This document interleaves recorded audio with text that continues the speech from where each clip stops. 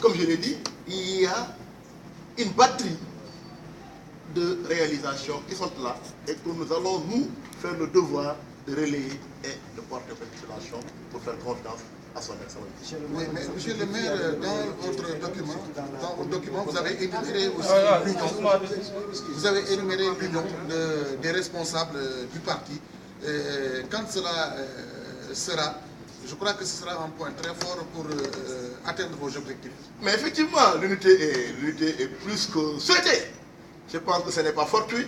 Si nous avions mis en place une cellule, gestion des conflits, réconciliation et unité. Parce que fondamentalement, la clé de réussite également passera par l'unité.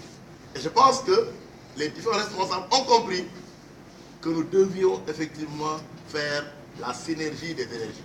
Et taire nos querelles personnelles. Parce que les élections présidentielles 2019, c'est le rendez-vous d'un homme avec son pays. Et je pense, si Dine Bogé Dakar, pour tous les répondants du président Macky Sall, l'unité dès lors s'imposera dans nos rangs. En tout cas, le message a été très clair lors de la venue du missionnaire du président Macky Sall, en l'occurrence le ministre Marito Nian. Il a dit que le maître mot, c'est l'unité de travailler en rang serré. Et il ne fait aucun doute que lorsqu'on y arrive, la victoire sera démise en février 2019. Monsieur le maire, est-ce que vous êtes conscient d'un fait, en cas d'un phénomène qui peut vous porter préjudice dans la commune de Kolda, où vous avez véritablement un défi à relever parce que la ligne est sombre et vos détracteurs utilisent donc ce côté pour faire comprendre que vous êtes incapable? Oui, vous savez, c'est leur point de vue. Nous le accordons. Mais nous sommes en train de faire beaucoup d'efforts dans le cadre de l'entretien des réseaux d'éclairage public.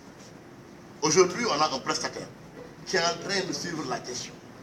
Mais je comprends également, les populations sont impatientes. Ça se comprend. Mais il ne faudrait pas que les populations également oublient que nous sommes conscients de ça. On est en train aujourd'hui d'expérimenter l'électrification par le biais du sol, par le biais du solaire. Et je pense que la dernière mission de l'UEMOA qui a séjourné dans notre commune prévoit d'accompagner la commune de Kolda pour le passage à l'échelle de l'énergie solaire. Parce que n'oublions pas, nous bénéficions du soleil 365 jours. Donc on peut valablement en profiter pour au moins régler la question de l'éclairage public. Ensuite, il y a un important programme que nous sommes en train de dérouler ici dans la commune de Kolda, le PAS, le programme d'appui au secteur de l'énergie.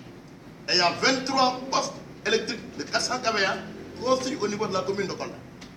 Et cela est d'une importance capitale. Ça va aider d'abord à densifier le réseau, parce que, vous savez, par endroit, la tension du courant électrique est très faible.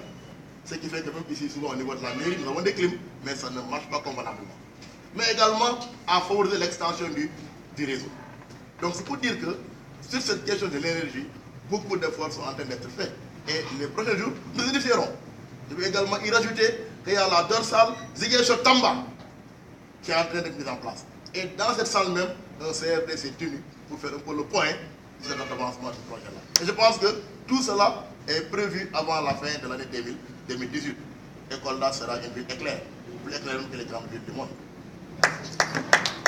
Voilà. Une dernière question, monsieur le maire. Vous aviez donc énuméré une batterie de stratégies dans votre document pour réunir le président de la République.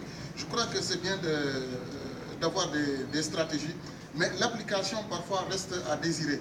Est-ce qu'il y aura un suivi par rapport à ces stratégies? Merci pour la question. C'était d'ailleurs la principale préoccupation de nos camarades. Lors de l'Assemblée générale de validation, les camarades nous ont dit Hatta, je